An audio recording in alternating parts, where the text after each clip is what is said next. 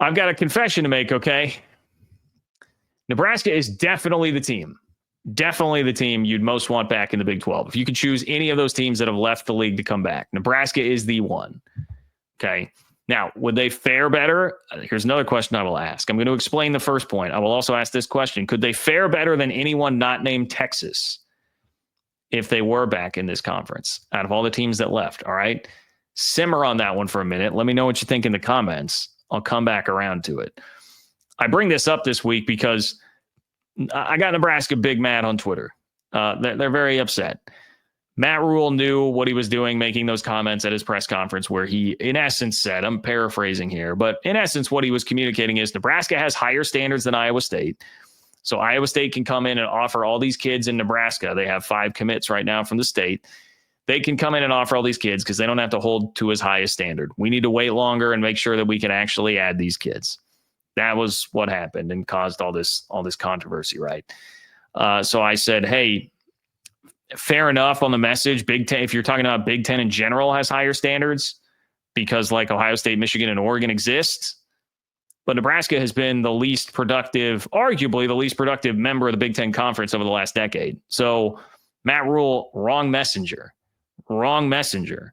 That was the take. And boy, Nebraska fans, very upset. I got Iowa State fans liking me. All right. That's how you know it was a good take. Iowa State fans liked me for it.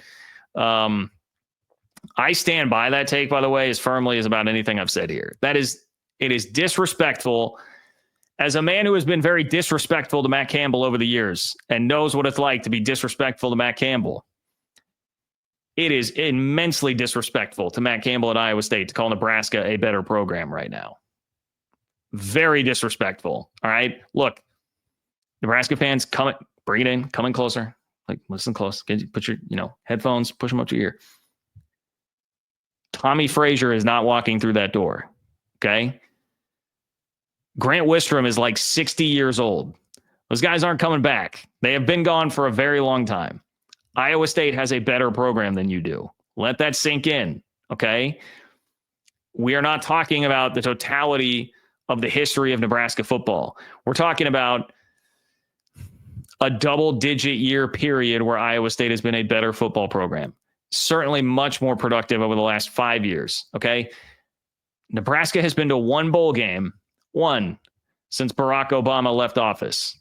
Think about everything that's happened in the country since then. How long ago does that feel?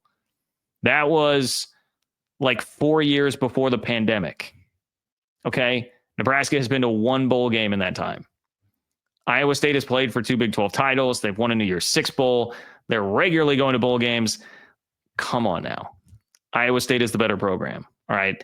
It got so crazy with the reaction to that on Twitter that I had Iowa fans coming in saying, oh, well, look, Nebraska beat the Big 12 co-champ in Colorado. And I was like, man, I do PR for a living in my day job.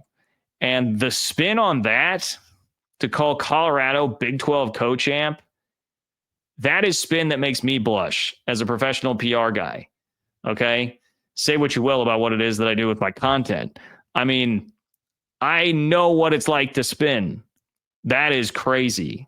Yes, Colorado tied with 3 other teams for the best regular season record in the Big 12. They were clearly the 4th best team in the Big 12, calling them a Big 12 co-champ. We had a Big 12 championship game. All right. It was decided emphatically on the field. Anyway, you know what? There's a part of me that loves all this. I love all this being back because Nebraska's great, man. For the rivalries, the regional rivalries, so much history. The Big 8, dude, these Big 8 teams that have played Nebraska for a long time. There's a lot of great history there, and still you can tell everyone wants to dig at each other, and that's what makes college football awesome. So if I had my choice to add one team back to the Big 12, it would be Nebraska. It would be Nebraska. If the opportunity were truly there and you said, hey, man, you got to take one of these teams. I mean, I do feel like you're obligated to take Texas just because of the money and brand value that it would add back to the conference. You'd have to begrudgingly do it. But what would I want to do? I don't want to eat my vegetables. Texas is eating my vegetables. I want some candy. That'd be Nebraska.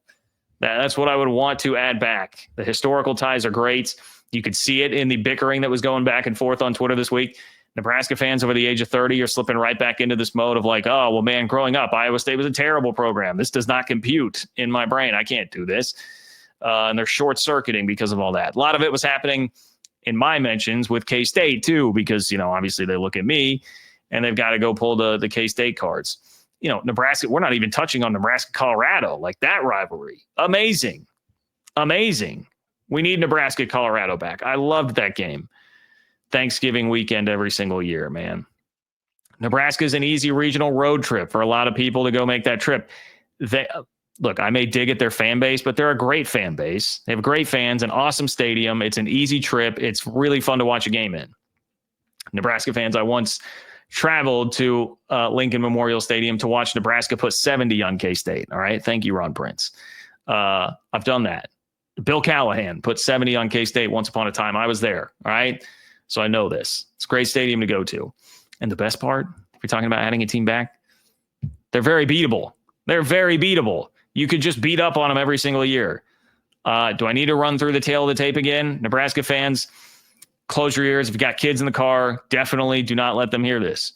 Nebraska just snapped the longest bowler streak in Power 4 football last year with a 6-6 regular season, by the way. Also that they could fight and scrap and claw their way into a game sponsored by a second or maybe like third-rate lawnmower. I don't know. I don't know a ton about lawnmowers, but I'm pretty confident in saying Bad Boy Mowers is not at the top of the list when it comes to mowers. Nebraska had the Big Ten West schedules, for goodness sake, for years, and they were not making bowl games, right? That is so bad. When I hear this, like, oh, well, if we played in the Big 12, yeah, okay. You might be one game better, but Nebraska's averaged 4.8 wins per season over the last decade. Like, okay, so you're a maybe 6-6 program instead of a 5-7 program. All right, great. Congratulations, buddy.